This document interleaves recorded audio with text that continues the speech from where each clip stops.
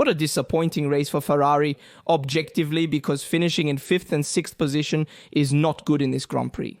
Okay, they started from behind, but Ferrari didn't show they had the pace needed to fight up front, at least for the podium, which was the minimum goal they had set. Ferrari, Vasseur had, let's say, held back on making predictions, but objectively what Ferrari was aiming for today was the podium. Leclerc was also hoping for it, but in the end, the result didn't come. Great victory for Russell, great podium for Antonelli, his first in Formula 1, and a very important podium because it shows us a Mercedes in 1st and 3rd position, also thanks to the retirement, obviously, of Norris, which we will discuss after. A Mercedes that has returned, a strong Mercedes, and that after the updates brought, even the rear suspension proves to be up front. Obviously, Canada's a very favorable track for Mercedes. They had also said it before arriving at this race, so it's normal that they went so strong. However, we need to analyze both Ferrari's performance, Lando Norris's accident, and also Verstappen's situation under the safety car because it wasn't very clear, and should they have given him a penalty point?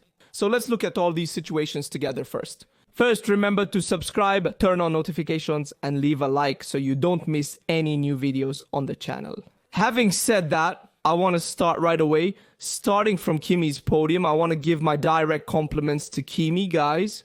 We didn't mention it yesterday that he already did a magic in qualifying, but today, in the race, he did an amazing race. Guys, an incredible pace. Before the safety car, he was still attached to Russell. He managed to keep a great pace, also putting Verstappen in difficulty. We remember that Verstappen stopped earlier to defend himself from Kimi Antonelli. In the first pit stop, I also show the graphic that shows it well. In fact, Verstappen anticipated the first pit stop on the 15th lap.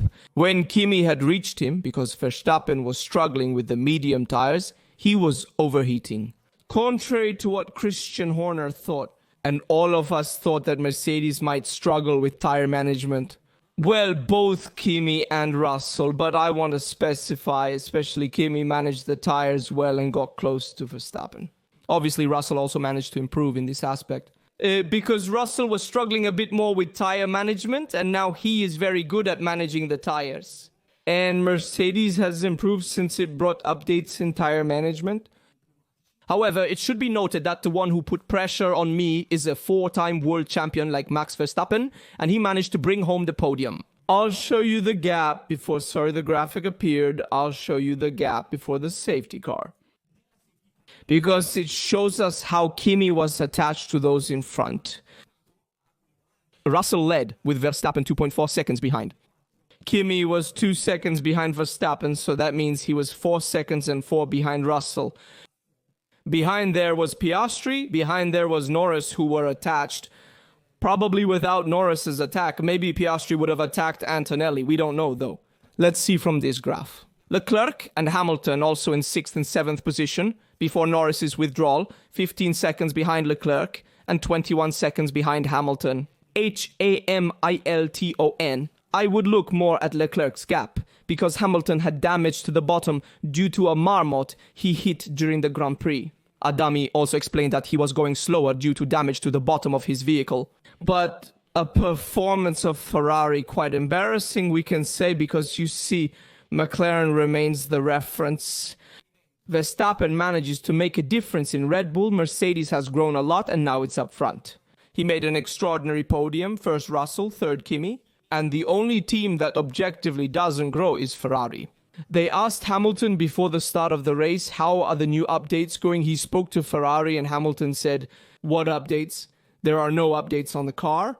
Because they modified the front wing a bit, they modified the rear wing, but we can't call them updates. Updates are those substantial updates that can be brought to the bottom, to the suspensions. However, these are small changes that have been made in Ferrari, and they are not enough to recover. Let's speak clearly.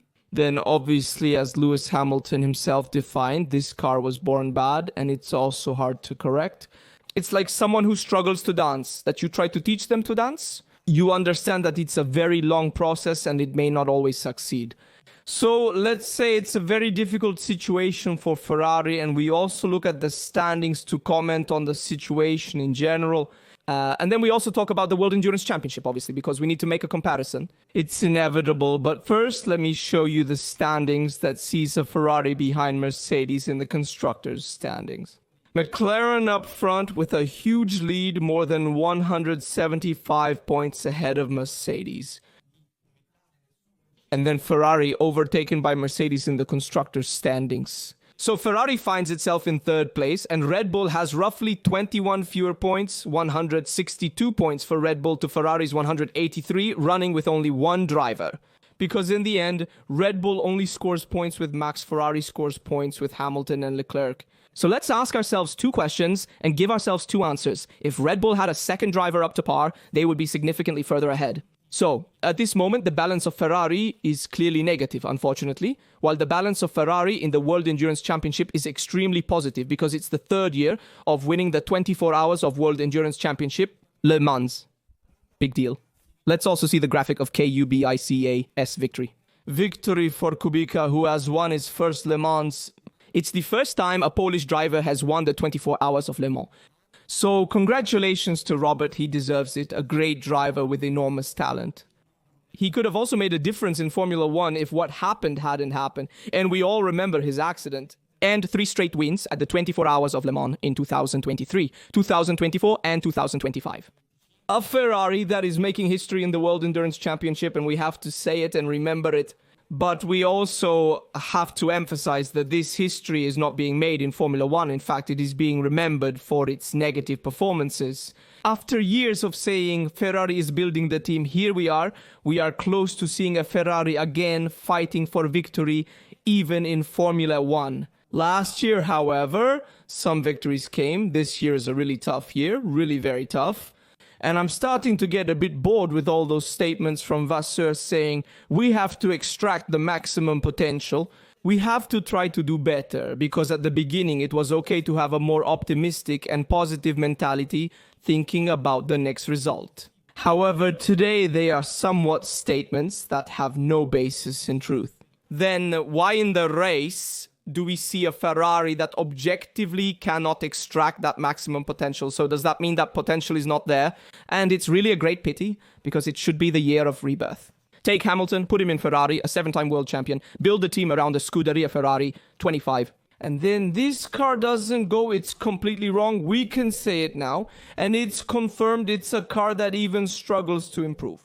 Ferrari is likely focusing on 2026, so no updates are expected. But it's really a great pity to see a Ferrari struggling like this. We'll pick up the Ferrari topic again later. First, I want to focus now on the incident that occurred between Norris and Piastri. It greatly reminded me of the 2011 Canada incident between Button and Hamilton. It always happened in McLaren, always between teammates, and this year it happened between Piastri and Norris. And it's the first spark, if you will, between two teammates fighting for the World Championship.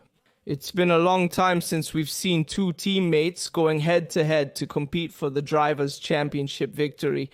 And this is the first internal dispute at McLaren.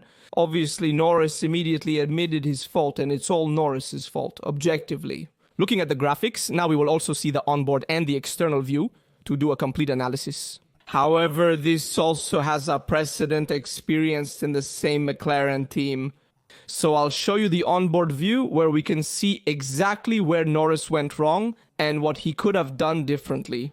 So first of all, let's look here. Actually, first let's look at the external view, then the onboard view. Because first I want to make a comment on the attack that Piastri made, because Piastri was clearly smarter than Norris.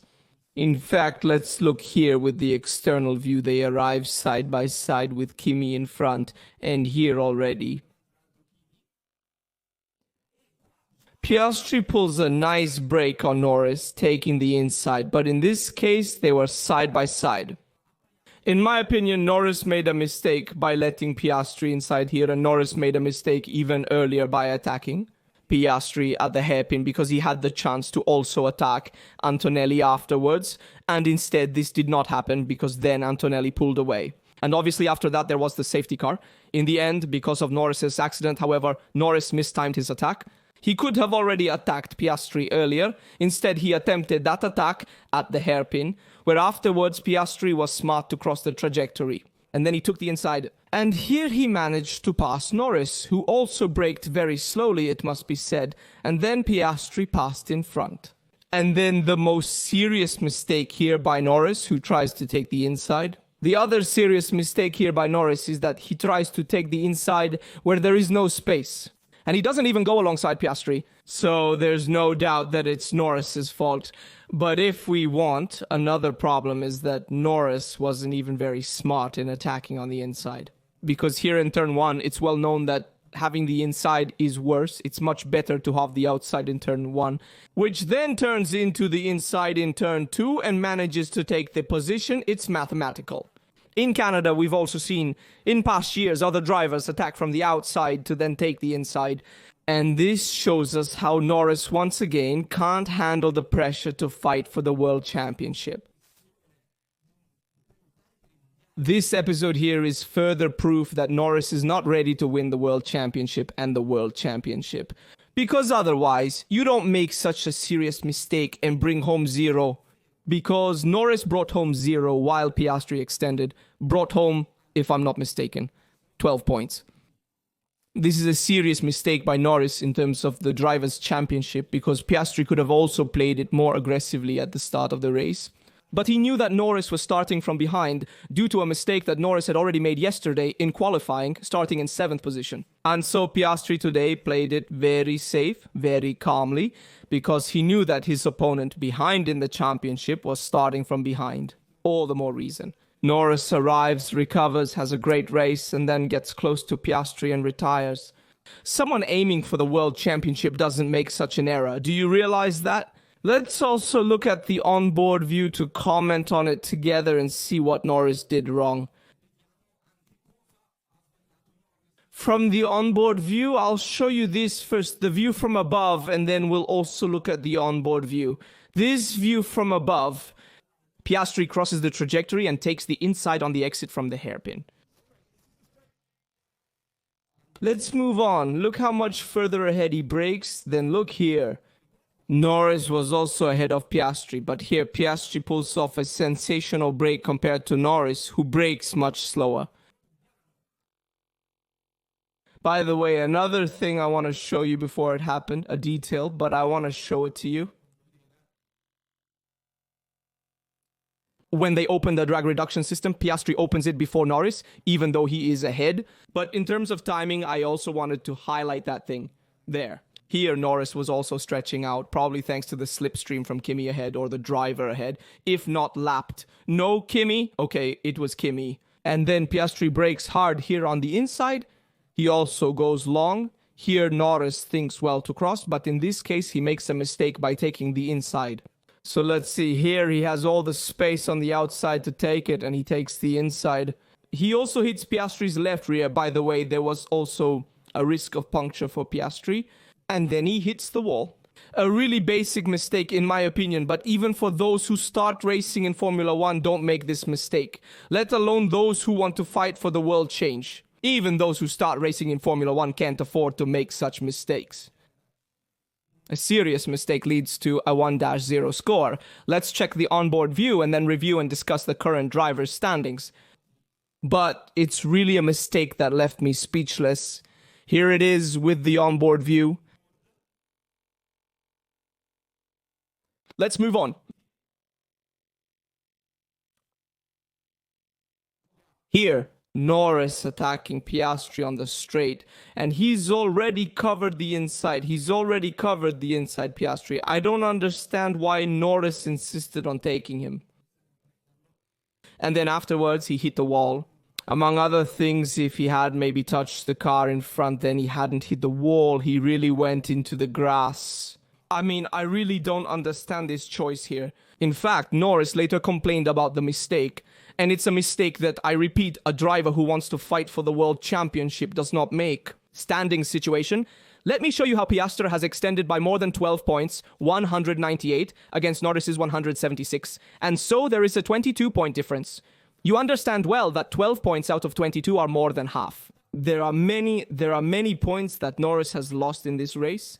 You have to try to make as few mistakes as possible. Also because McLaren will most likely try to fight for 1-2 or at least for the podium. In every race, therefore, the points difference between the two drivers within the team narrows. So it's normal that with each race, recovering 22 points becomes more tiring.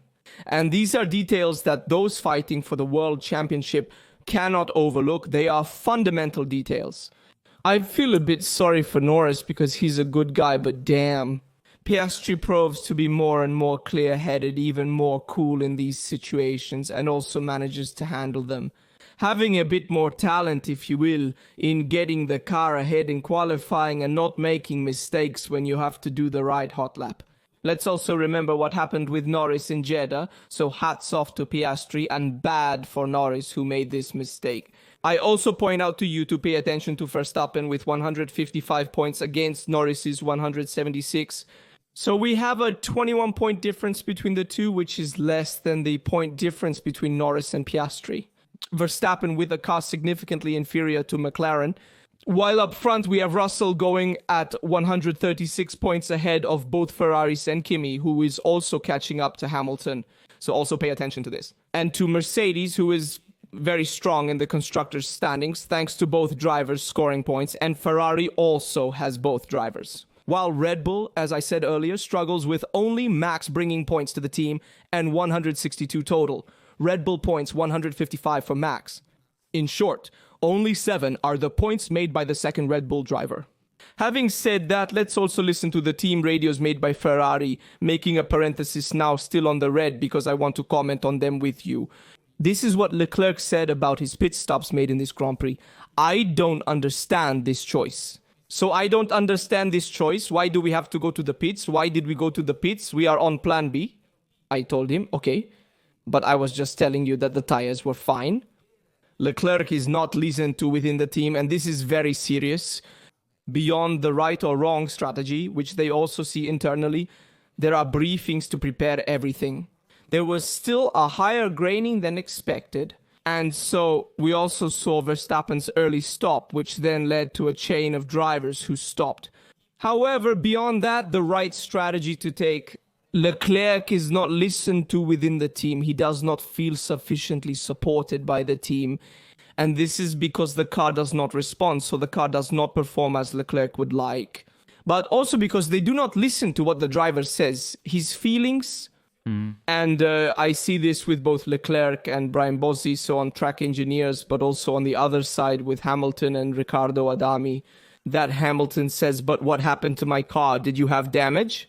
Riccardo Adami said it, and it was probably a marmot that you hit. You lost in turn 9-10, but you can feel that there's a bit of friction between the two.